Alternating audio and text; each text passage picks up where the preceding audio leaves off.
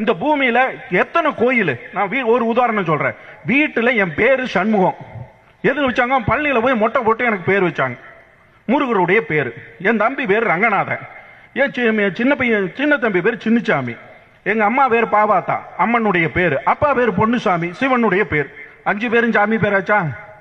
சரி, வீட்டுல காலையில எழுந்திருச்சா படுக்கும்போது, ராத்திரி படுக்கும்போது அப்பா வீரனாரு ஐயனாரு என்னை காப்பாத்தினது எங்க அப்பா படுப்பான். எங்க அம்மா ஏதாவது காய்ச்சல்னா அடுப்பு சாம்பல் எடுத்து நெத்தியில வச்சு விடுறான்.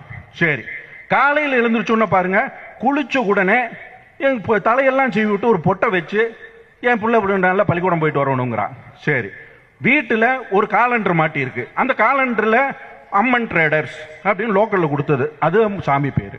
வீட்டுல 4 போட்டோ, அந்த போட்டோல கிருஷ்ணர் இருக்காரு, அனுமார் இருக்காரு, மாதம்மா அது இதுன்னு ஒரு 5 போட்டோ எங்க அம்மா மாட்டி வச்சிருக்கா, அதுலயும் சாமி. கையில பத்தாக்குறை கைத்த கட்டி விட்டுறீங்க, அதுலயும் சாமி. இன்னைக்கு வெள்ளிக்கிழமைடா, இன்னைக்கு அம்மனுக்கு டேவிடா, நீ மஞ்சள் ட்ரெஸ் போடா, வெள்ளி செவ் ட்ரெஸ் போட்டு போடான்னு அதுலயும் சாமி. வெள்ளிக்கிழமையில கடவுள் வந்துருச்சா?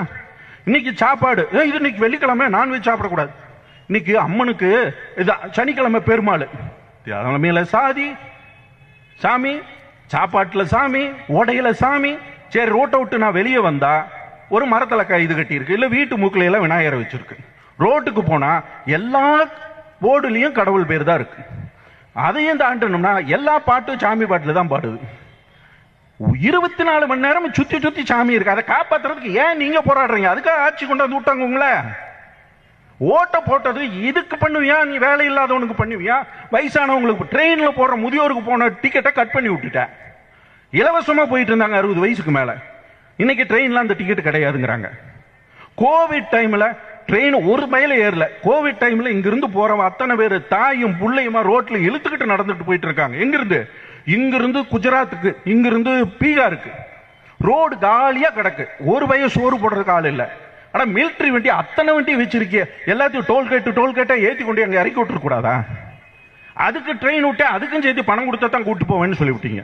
இன்னைக்கு நம்ம நார்த் இந்தியாலாம் போயிட்டு இங்க வந்தோம்னா நம்ம எவ்வளவு சொர்க்கத்தில் இருக்கோம்னு தெரியும், எவ்வளவு பாதுகாப்பா இருக்கிறோம்னு தெரியும்.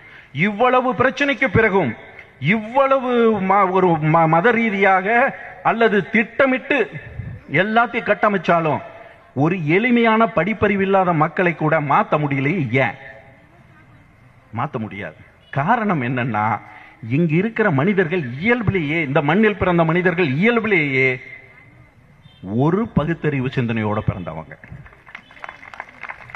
அவ கடவுள் இருக்குன்னு 100 முறை சொல்லுவான், இல்லைன்னு 1000 முறை சொல்லுவான். நான் வேணுங்க போது இருக்குன்னு சொல்லுவேன், வேண்டாங்க போது நாசமா போனவன் என்னடா நீ பண்ண, என்ன ஏண்டா போடி போட்டு படுத்துற அப்படின்னு அவனை திட்டுவேன். அந்த உரிமை எனக்கு இருக்கு. பாராட்டிக்கிட்டே இருக்கணுங்கிறதெல்லாம் நோக்கம் கிடையாது. அது எதுக்கு பாராட்டுவேன், திட்டுவேன், அது ஏன் உரிமை. இதுதான் தமிழ்நாட்டு மக்கள்.